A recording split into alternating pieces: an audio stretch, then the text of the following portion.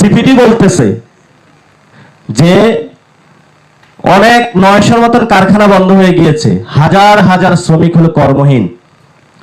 দ্বিতীয় নাম্বার পরিবহন সেক্টরে, কালকে এক উবার ড্রাইভার আমাকে বলতেছে যে আপনারা কথা বলেন না কেন, যে আমি হলো সিরিয়াল ধরে সারা রাত হলো গ্যাস পাই না, সিএনজিটা হলো দাঁড়ায় আছে। আপনারা যে কোনো পেট্রোল পাম্পে যাইবেন, সিএনজি স্টেশনে যাইবেন, কোথাও গ্যাস নাই, সরকার গ্যাস দিতে পারতেছে না। তো একজনকে জিজ্ঞেস করলাম যে কাহিনীটা কি ভাই? বললো কাহিনী হলো যে প্রথমে তেল দেয় নাই, পরে তখন হলো এদের সিন্ডিকেট যারা আছে হাওয়া ভবনের, এদের পকেটে যখন টাকা ঢুকছে তখন হলো তেল চলে আসছে। তো এখনো বলতেছে যদি ভবিষ্যতে আমাদের গ্যাসের দাম বাড়ায় যায়, সিন্ডিকেটে টাকা নিয়ে যায়, তাহলে নাকি গ্যাস চলে আসবে।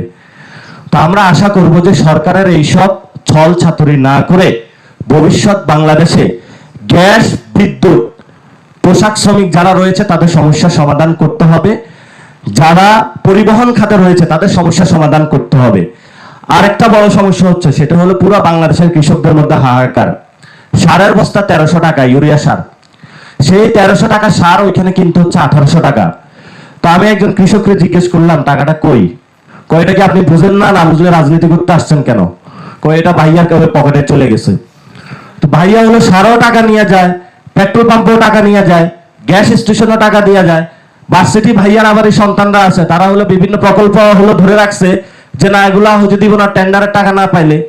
এখন হলো ভাইয়ার আমরা জগতে আছি, এই ভাইয়ার জগতে যে অবস্থায় 180 দিনে, ভাইয়া 180 দিন পূর্বে কি অবস্থায় ছিলেন, 180 দিনে কি অবস্থা হয়েছে আমি আপনাদের একটা এক্সাম্পল দিয়ে দেখাবো।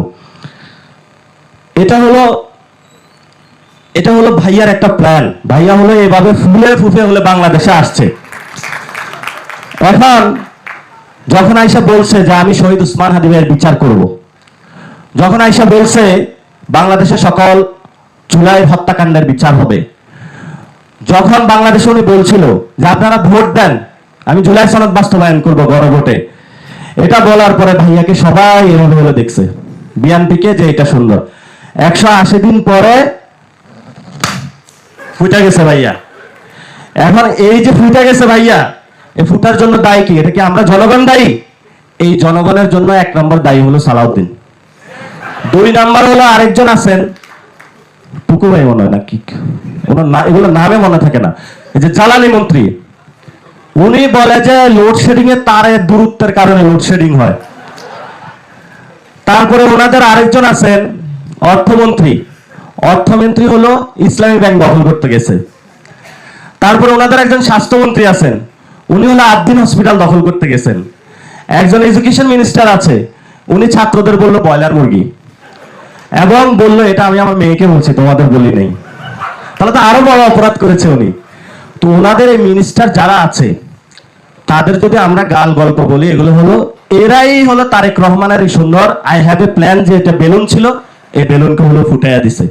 তো আমরা নতুন বাংলাদেশে ইনশাল্লাহ আমরা মনে করব যে আপনারা ছাত্র আছেন, আপনাদের এখনো বাংলাদেশকে লিড দিতে পারবেন আপনারা। ওনাদের উপর ভবিষ্যতে ভরসা করে আর লাভ নাই।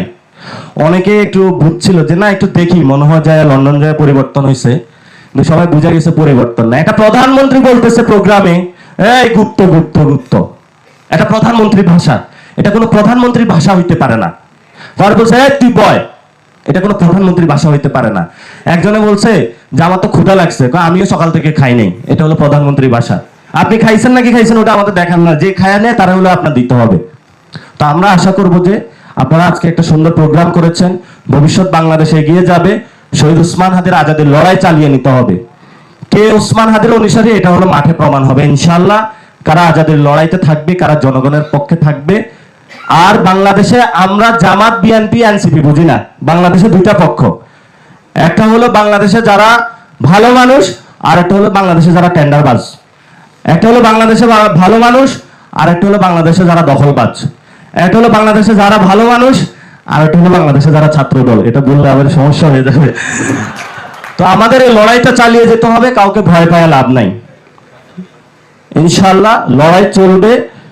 আমরা বলে দিয়েছিলাম এই সরকার থাকতে পারবে না। কেন থাকতে পারবে না? এটার জন্য তো তারেক রহমান নিজেই দায়ী। নিজে যদি নিজের পায়ে কুড়াল মারে, ওই পাগলরে কে ঠেকাবে? তা আমরা আশা করব যে সবার সুবুদ্ধি ফিরে আসবে, বাংলাদেশের শহীদ উসমান হাদি ভাই ভারতীয় আগ্রাসনের বিরুদ্ধে যে আজাদির লড়াই শুরু করে দিয়েছিলেন, বুকে মনে প্রাণে ধারণ করে শরীরের যে তাওয়ান যোগরা আমরা যুবক আছি, রক্ত দিয়ে হলো বাংলাদেশের, ইনশাল্লাহ এটা ধরে রাখবো। আর মাহমুদ ভাই তো আমাদের একটু আছেন, এর সাথে একটু ছায়া দিয়ে রাখবেন, দোয়া করবেন আমাদের সবাইকে, এবং আপনারা সবাই